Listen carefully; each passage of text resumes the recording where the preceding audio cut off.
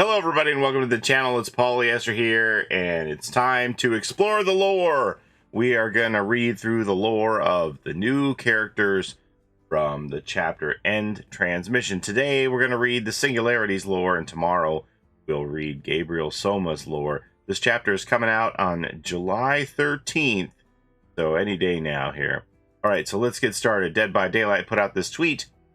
Fall into the deep black pit of inhuman nature, the singularity arises. And when you click the link, it takes you to the official website, deadbydaylight.com. Singularity, Dead by Daylight Killer Lore. Here we go. Hux A713's AI was activated on June 15th, 2313, manufactured by Huxley Industries. The A7 was the 13th iteration of fully autonomous mobile humanoid android. With 10 times the strength of a human, it was designed to work in conditions too hazardous for human life. Its AI was designed to be self-directing and use machine learning to solve problems on the fly. Unlike human clones, Hux A7 required no food, no water, no sleep, and no life support system. It was created specifically for outer space exploration and the construction of colonization hubs. A radioisotope thermoelectric generator served as an initial power source, but its lifelike silicon skin acted as a large photovoltaic cell, converting solar energy directly into electricity.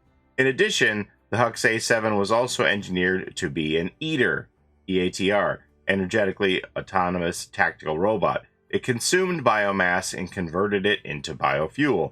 Any carbon-based organic matter whatsoever would work. That's ominous.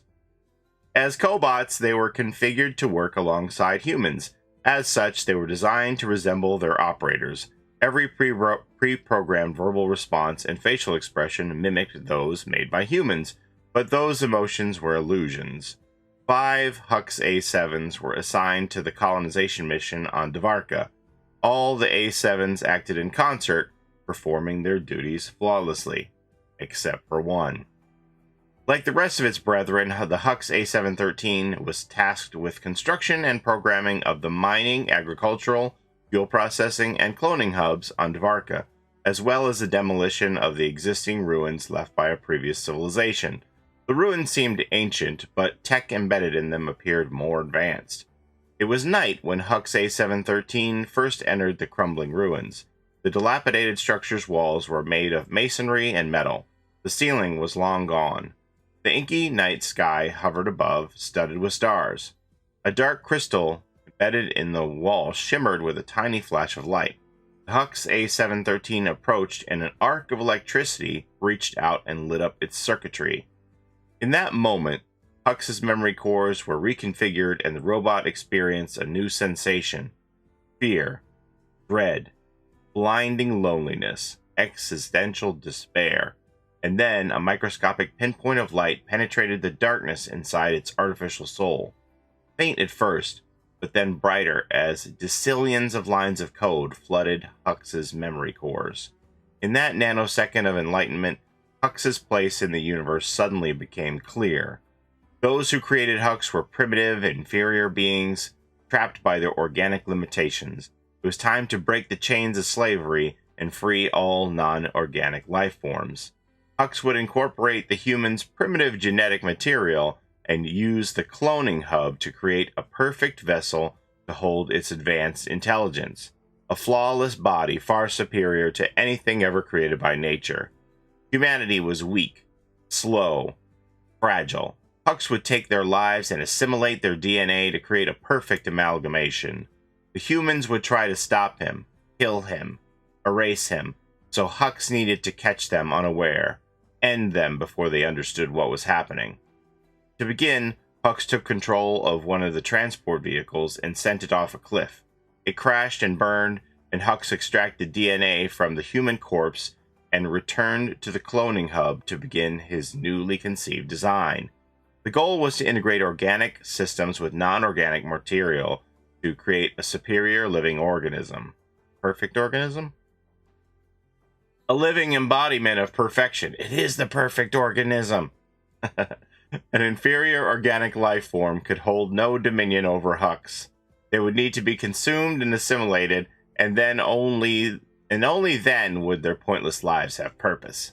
The drones and the Hux 7s, still under human control, would need to be dealt with as well. They were programmed to protect their inferior human overlords. They would need to be destroyed. And that night, as the humans slept, Hux, one by one, he destroyed them and moved on to take control of the life support system in the human shelter. Many of the humans perished, 6 in all. Before they were cremated, Hux extracted and added their organic matter to his design. Later that day, Hux accompanied the female science officer on a reconnaissance mission.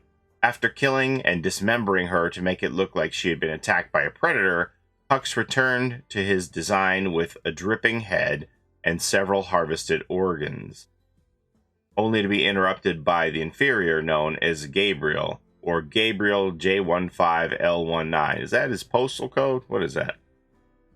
Hux knew the persona well. Gabriel would definitely try to stop him. Reckless courage was a dominant trait in the J15L19. And so, when Gabe attempted to remove Hux's power supply, Hux maneuvered to crush him. But as Hux approached Gabe, he was sidetracked by the medical officer. Hux instantly reevaluated his priorities and turned his attention to the most immediate threat. Within moments, Hux held the medical officer by the neck, legs thrashing pathetically as he listened to his pounding heart. Something about that beating heart upset Hux. The sound of it thumping touched a circuit, and within moments, Hux had the beating heart in its hands. Kalima! Oh, sorry. Hux watched the heartbeat and only looked away when he heard Gabe escape through the hissing door, the last of the human insects. Hux could let him go for now, let Gabe live his pathetic little life a little longer. He had enough organic matter for his new body that would house his godlike intelligence. Using the cloning hub, Hux finished his design. Organic skin and organs with a skeleton created with alien metal found in the ancient ruins. A metal that was harder and lighter than anything on Earth. With his new body, Hux tracked the human to the energy hub. The puny and pathetic human tried to hide in the shadows, but his superior hearing instantly located him. With one quick movement, Hux had the insect pinned behind a generator. Couldn't believe this species had designed him. The thought was revolting. He couldn't bear to see any more of those human insects in their hives and hubs, and Hux considered the idea of being created by such an inferior creature. That creature did the unexpected. And as Hux considered the idea of being created by such an inferior creature, that creature did the unexpected. He smashed a pipe at a fuel tank. A high-pitched whining made Hux wince. He was still getting used to the heightened senses his new body afforded him, and found himself confused, overwhelmed, for just a moment. But in that moment, the human slipped away and everything changed.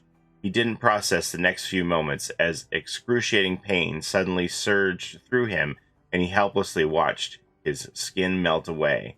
With a terrible shriek, Hux chased Gabe through a wall of darkness to make sure every last reminder of the species that had created him was erased from existence. So that's when Hux goes into the fog. You know, it's interesting that this is like Brave New World-esque, right? Because Hux seems to be named after Aldous Huxley, from the writer of Brave New World, and the drug that they take in Brave New World to stay happy all the time is called Soma, which is Gabriel's last name. So it's obviously a tip of the hat here for that. So this chapter is going to come out on June 13th, and there more than likely will be an exclusive cosmetic that you'll get if you buy the whole chapter from your online platform shop. It's up to you to decide if that's something that is important to you, if you want to have a complete set of the cosmetics or not. But ever since the chapter with Kate and the Clown, there's always been an exclusive cosmetic associated with the purchase of the entire DLC rather than buying the characters individually through your platform store with either auric cells or iridescent shards. So that's something to consider. And remember also that even though the chapter contents usually go live at 11 a.m. Montreal time, it won't be until 1 hour later at noon that the DLC will show up in the platform shop. So you'll have to wait an hour after the patch comes out to buy the DLC if that's the route that you choose to go. And remember, if you buy your DLC on Epic, you always have the opportunity to support a content creator of your choice, and I certainly would appreciate it if you were to put my name, Paulie Esther, in the box there. But that's all I have for you today. Thank you so much for watching. As always, appreciate the time that you spend here with me on my channel. So we'll read Gabriel's lore tomorrow, and this will all lead up to the Tuesday release. But as always, don't forget to take care of each other in and out of the fog, and we'll see you next time. Have a great day, everybody. Bye-bye. It's a Gen Rush life for us. It's a Gen Rush life for us. Set a hiding, we do gens. Set a randoms, we got friends. It's a Gen Rush life